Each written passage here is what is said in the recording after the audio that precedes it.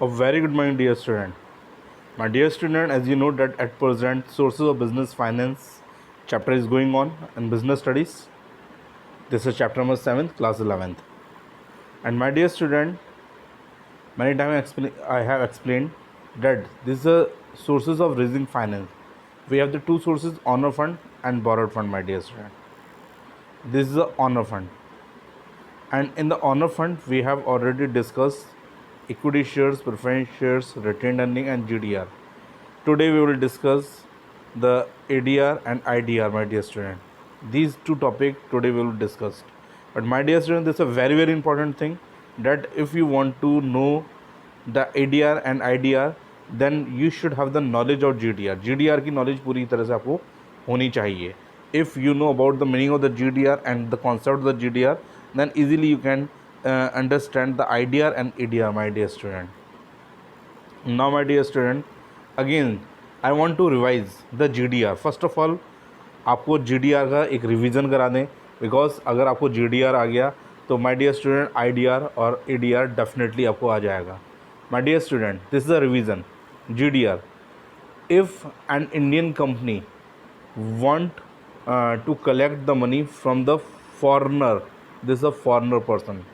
So my dear student, it is not easy that the Indian company can directly issue the shares, issue the security to the foreigner person. It is not possible for an Indian company.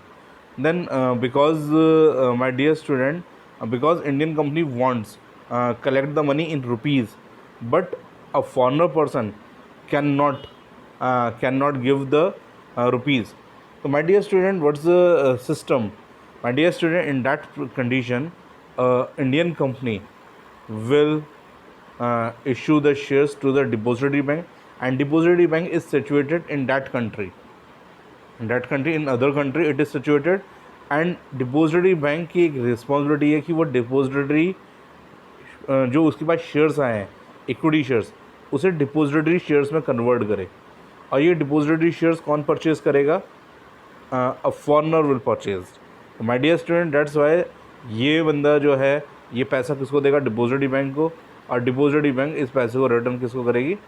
Indian company को. My dear student, my dear student, this is a concept that if Indian company want to collect the finance from the foreigner, तो this is the process. ये process है कि Indian company किसको share देगी? Depository bank को. And depository bank उसे convert करेगा depository shares में. और डिपोजिटरी शेयर्स कौन परचेज कर सकता है? फॉरनर. और वो किस में पेमेंट करेगा? डॉलर्स में. और वो डॉलर में किसको पेमेंट करेगा? बैंक को. और बैंक इंडियन कंपनी को पैसा वापस करेगा. My dear student, in the previous video I have explain this chart. Now I want to मैं आपको बताना चाहता हूँ, I want to tell you that if you are doing the IDR, this is the full form of the IDR is Indian Depository Receipts. GDR is a global depository receipt, IDR is a Indian Depository Receipts, my dear student. तो बिल्कुल आप इसका उल्टा कर दीजिए तो IDR बन जाता है. अब फॉरनर कंपनी है, इंडियन कंपनी है, इंडियन कंपनी की जगह फॉरनर कंपनी. अब foreigner company want to collect the finance from the Indian person से लेना चाहती है पैसा.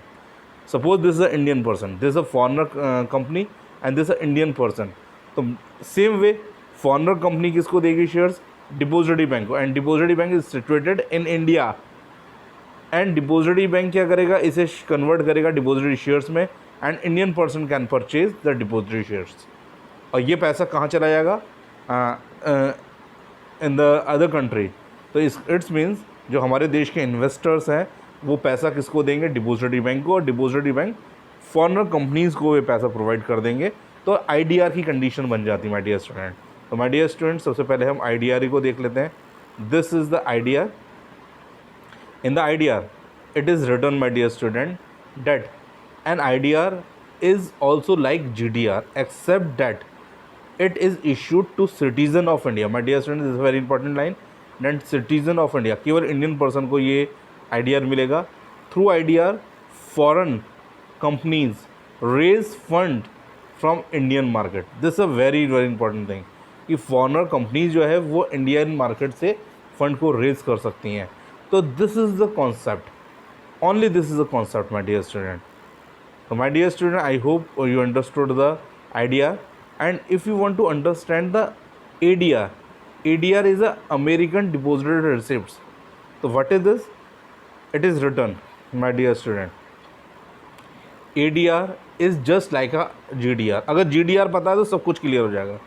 GDR, except that it can be issued to the citizen of USA only.